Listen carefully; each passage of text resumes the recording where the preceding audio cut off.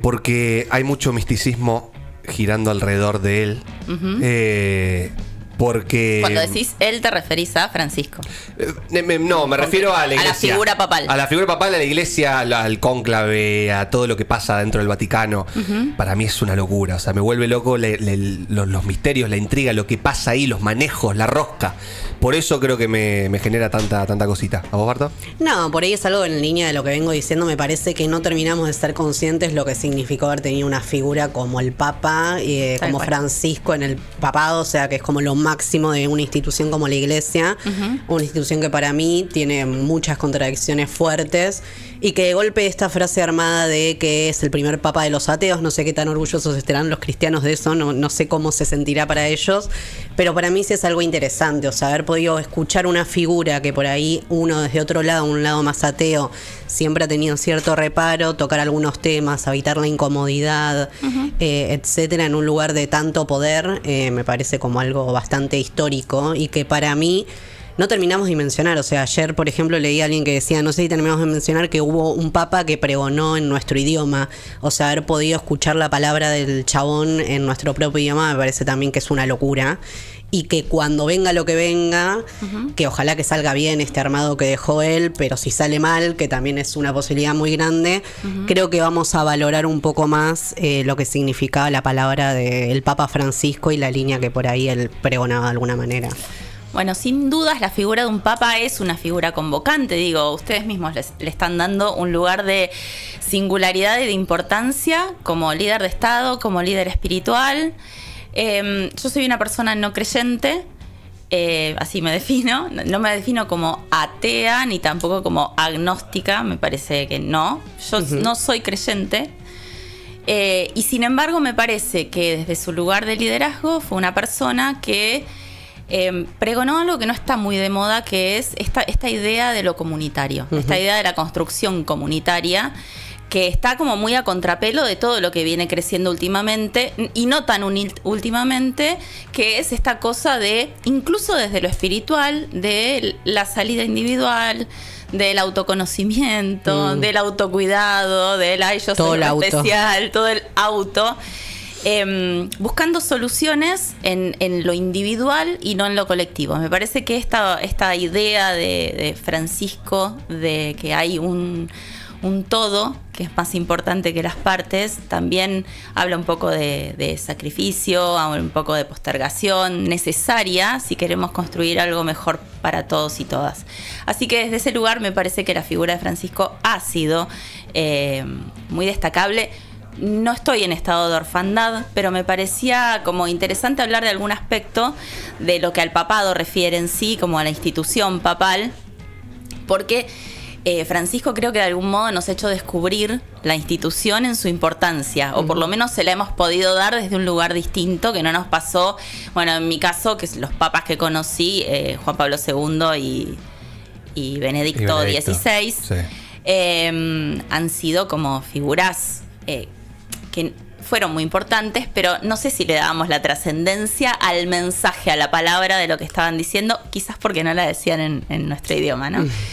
Y voy a hablar de un aspecto del papado que me parece como súper trascendente justamente por el peso de la palabra, que es la infalibilidad papal. Esto de que lo que el Papa dice es palabra santa, literalmente hablando. Literalmente le bajó la data de arriba.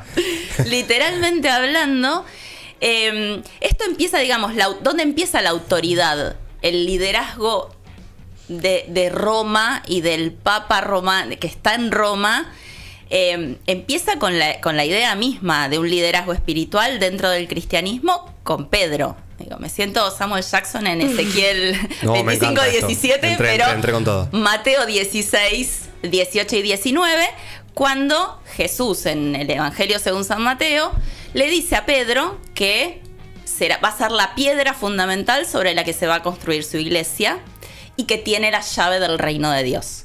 Esos son como los dos preceptos y Pedro ungido como el primer líder, el primero entre los apóstoles. Tengo muchas preguntas. A ver, venga. Esto tal vez de para largo. ¿Pedro fue el primer papa? Pedro es considerado el primer papa, el primer líder de una iglesia que sigue las enseñanzas de Jesús. Pedro, como apóstol de Jesús, es el apóstol al que Jesús elige para ser la cabeza de su iglesia, la cabeza de esa comunidad que va a seguir difundiendo su palabra, va a seguir expandiendo, pregonando esta idea de la alianza, de la nueva alianza de Dios con la humanidad. Es Pedro, y Pedro además es martirizado en Roma. Tiene como Roma es un lugar en el que fue martirizado Pedro, en el que fue martirizado Pablo también. Digo, hay un lugar en el que es un lugar físico, geográfico, que tiene un antecedente bíblico que le da una importancia y una supremacía en relación con otros lugares que pueden haber surgido con posterioridad como grandes centros religiosos. Pienso en Jerusalén, claro, por ejemplo. Roma es un lugar instituido desde la Biblia misma, ¿no? Desde el Evangelio mismo, como un lugar de trascendencia, y Pedro como cabeza de esa primera iglesia, de esa protoiglesia que estaba surgiendo desde el Evangelio, digamos, desde lo que cuenta Mateo, empieza a tener como un lugar de singularidad.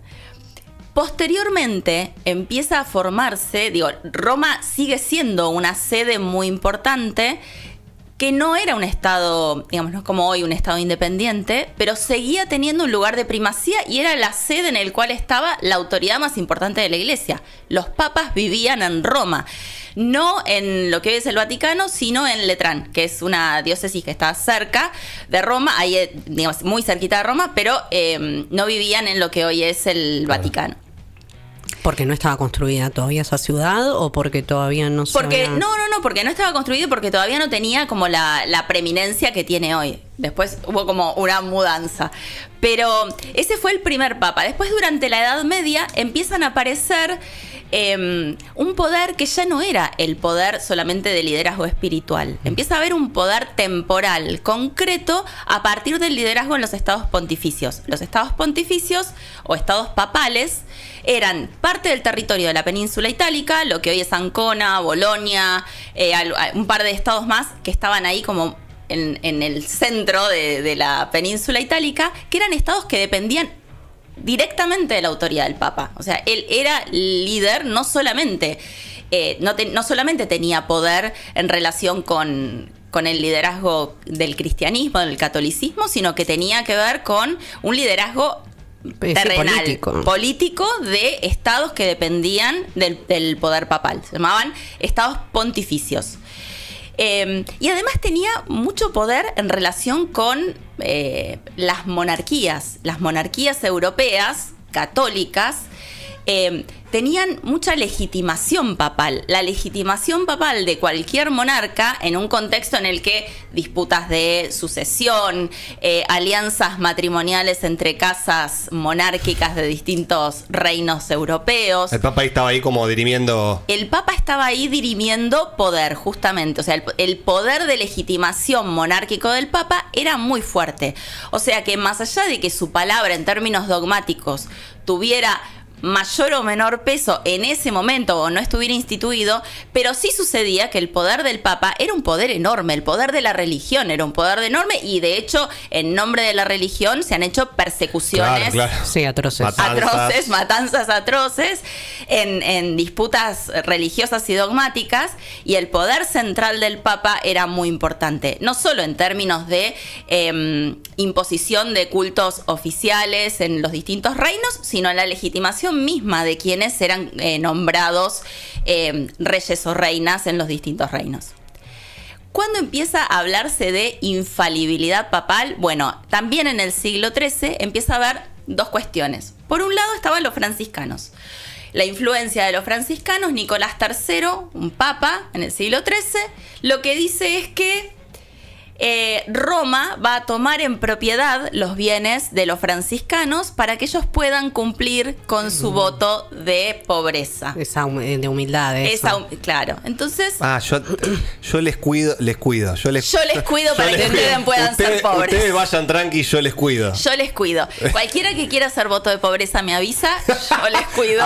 Un vivo bárbaro, Nicolás III. Euge, yo les paso mis alias. Yo les cuido. Eso fue lo que dijo Nicolás III en el siglo XIII. Y para cuidar eso, un sacerdote franciscano postuló la idea, la primera vez que se postula formalmente, la idea de que lo que decía un papa no puede ser, no puede haber una contradicción entre lo que dice un papa en un momento y lo que dice un sucesor. Es decir, esto es interesante. Un papa lo dice hoy, el que viene mañana no puede deshacer. Acá me voy muy al futuro, pero entonces todas estas medidas del Papa y estos postulados que hay ahora que dicen que rebatirían algunas ideas del Papa Francisco, harían vueltas atrás en algunas decisiones, ¿podría suceder? Podría suceder porque la infalibilidad fue institucionalizada recién en 1870. Digo, en el siglo XIII esto fue un postulado, fue una idea que se le ocurrió a este tipo para decir, mira, esto que hizo este Papa está bien, no lo cambiemos. A él le parecía bien esa idea y postuló la idea de lo que un Papa hacía, el otro no lo podía deshacer.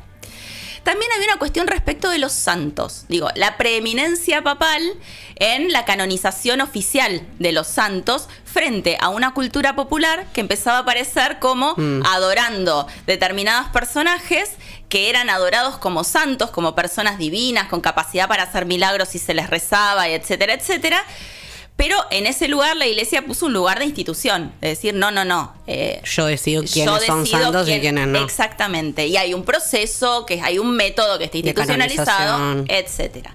Bien, 1870 se decide en un concilio la infalibilidad papal. ¿Qué quiere decir la infalibilidad papal? Que lo que dice el Papa en términos de dogma, es decir, en términos de fe, y la bula lo que dice es ex cátedra, es decir, cuando el Papa esté enseñando la palabra, no se puede modificar.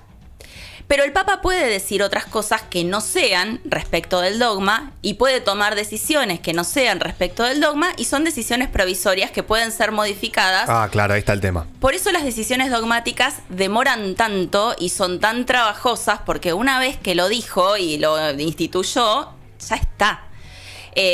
Respecto, por ejemplo, hay un ejemplo muy claro que es el de la posibilidad de las mujeres de dar misa. Sí. Todavía no hay una decisión dogmática al respecto. Digo, hay algunos que son más abiertos, hay algunos que son más cerrados. El mismo Francisco tuvo como una apertura en relación con ese tema, pero no hay una decisión dogmática. Claro, pasa que, es terrible porque ellos saben que si la dicen... Está ahí. Queda. Y ahí queda. O sea, tienen que ser extremadamente cuidadosos con todo lo que sale de su boca. Y considerando mucho, no solo el tiempo presente, sino los tiempos futuros. Claro. En ese sentido, es como que hay mucho trabajo en relación con eso. A partir de ese momento, todo lo que dice el Papa desde 1870, todo lo que dice el Papa en relación de dogma, cualquier decisión que tome, queda y está institucionalizado y chau, y listo. Palabra santa, real. 2 veces en la historia se usó la infalibilidad papal y las 2 veces en relación con cuestiones vinculadas a la Virgen María. La primera fue en 1854, el Papa Pío IX resolvió sobre la Inmaculada Concepción de la Virgen.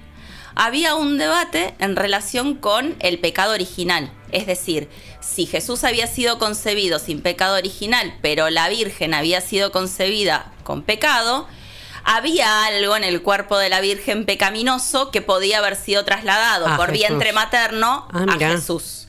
Entonces, el Papa Pío IX decidió... A ver qué decidió. A ver cuál batió el Pío IX. Uf. La Inmaculada Concepción de la Virgen, eso que nosotros tenemos feriado el 8 de diciembre. Sí, el día que armamos el arbolito. El día que armamos el arbolito, bueno, fue el día de la Inmaculada Concepción de la Virgen. La Virgen fue concebida también sin pecado. Eso fue una decisión de dogma. Listo, Pío IX. La retiró y de Pío IX ya está. Pelito para la vieja, ya está. Nos vemos, es así, listo. Es así. Arréglense, si no les da la biología, lo lamento. Ahora, ¿cómo puede ser? No sé, tal vez ocurrió y no lo sé. Porque teniendo tanto poder en la palabra, ¿cómo no hay papas embriagados de poder que hacen cualquiera? Y los subo. Yo supongo que primero los subo yendo mucho más allá, pero también es política, no es solamente el poder del líder espiritual inspirado por la palabra de Dios mientras reza el rosario. Claro. Ahí hay bordes que no se pueden franquear, siempre viene bien un veneno. Digo, ha habido papas que duraron muy poco, real. Ok. La segunda vez que se usó la infalibilidad papal fue en 1950. El Papa Pío VI decidió nuevamente... Los píos estaban Todos con los todo. píos, boludo, ¿qué pasa? No, Pablo VI. Ah, perdón. Pablo. Pablo VI decidió sobre la Asunción de la Virgen María. Esto es el 15 de agosto, se decidió sobre que la Virgen María, al momento de morir, la iglesia cristiana oriental lo llama la dormición, es real, no es un juego... Un meme de Twitter, parece. No es un meme de Twitter, se llama la dormición, el momento en el que la Virgen queda eternamente dormida. En la Iglesia Católica Occidental esto se llama la Asunción de la Virgen, el momento en el que la Virgen es asunta, es elevada al cielo al lado de su hijo. Algo similar a lo que podría ser la resurrección, pero es la vida eterna del alma en el cielo al lado de su hijo Jesús. Fueron los dos casos en los que se usó hasta ahora la infalibilidad papal como institución desde que existe. ¿Y qué determina que se utilice o no? Se manda voto, yo con lógica del Congreso, pero ¿por qué no cualquiera utiliza este recurso? Porque justamente es esto, son los límites políticos que hay, que el Papa no actúa solo, claro, el Papa no actúa solo y dice y hace lo que se le canta. De hecho, con Francisco, por ejemplo, él fue un Papa bastante rebelde, bastante rupturista en relación con los bordes que la Iglesia le imponía, y aún así fue un sacerdote muy cauteloso, fue un pastor muy cauteloso que planteaba ciertas cuestiones, pero con carpa. Tampoco es que iba a decir, bueno, y vamos con todo, porque tiene límites políticos y tiene límites de legitimidad también. Es un líder de Estado, tiene mucha importancia, pero tampoco tiene la Armada de Estados Unidos, ¿no? Claro. El último que dijo algo en relación con el tema de la infalibilidad, en un contexto de redes sociales, de difusión con mucha rapidez, de imágenes que en otros contextos no existían, papas hablando, caminando por la calle con un micrófono, con cierto acceso al contacto con el pueblo, diciendo cosas que podían ser interpretadas, no como dogma, pero sí con cierto peso. Lo que él planteó fue la distinción de lo que él distinguía en los momentos solemnes de aquellos momentos, el ex cátedra, el momento de modificar el dogma, de aquellos momentos en los que el Santo Padre expresa un pensamiento, expresa una reflexión, pero como una recomendación, no como una cuestión dogmática. Esa fue la última vez, bastante reciente, en la que un papa se expide, incluso autolimita. ¿En qué año fue esto, perdón? En el papado de Benedicto. Sí, antes de 2013 seguramente.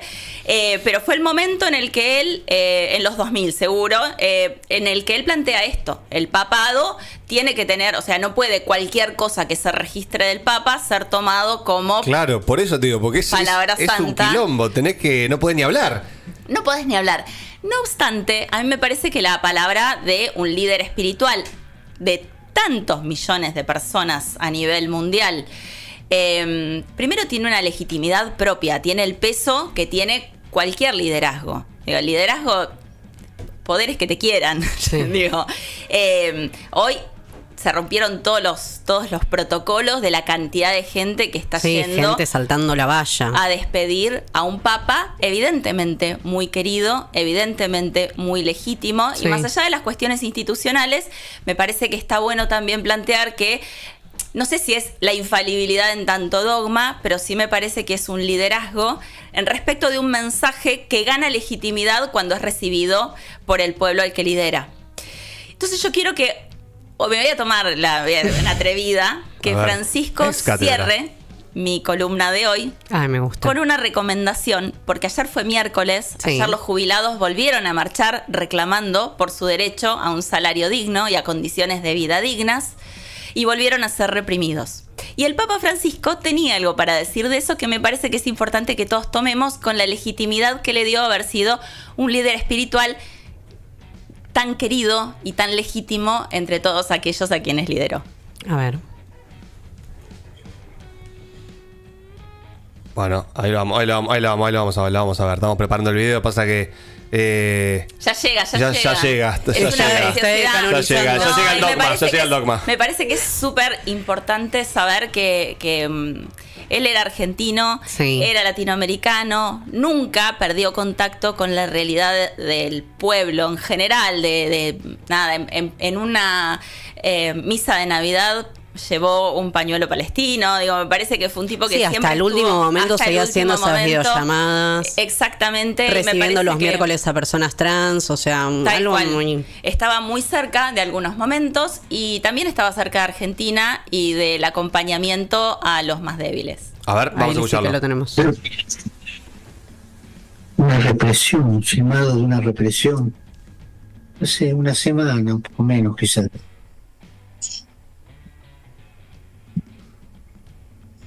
Obreros, gente que pedía por sus derechos en la calle. Y la policía la rechazaba con una cosa que es lo más caro que hay. Ese gas pimienta de primera calidad. Y no tenían derecho a reclamar lo suyo, porque eran revoltosos, comunistas. No. Y el gobierno se puso firme. En vez de pagar justicia social, pagó el gas pimienta, le convenía. Ténganlo en cuenta eso, ¿eh? Ténganlo Sí, en cuenta. hay que tenerlo En en vez de cuenta. pagar justicia social, eligió pagar gas pimienta. Es Tengámoslo la en gran cuenta. reflexión. Pero Real. me gusta, lo dijo en un tono muy argento inclusive. Ténganlo en Pero cuenta. siempre tenía ese tono. La, Siempre la tenía ese red tono. la tiró muy bien. Che, qué lindo. Está Sí. muy bueno. Nunca lo había escuchado, además. Pensémoslo, no lo dijo en contexto de establecer dogma, pero me parece que es una palabra por demás autorizada y que habla de una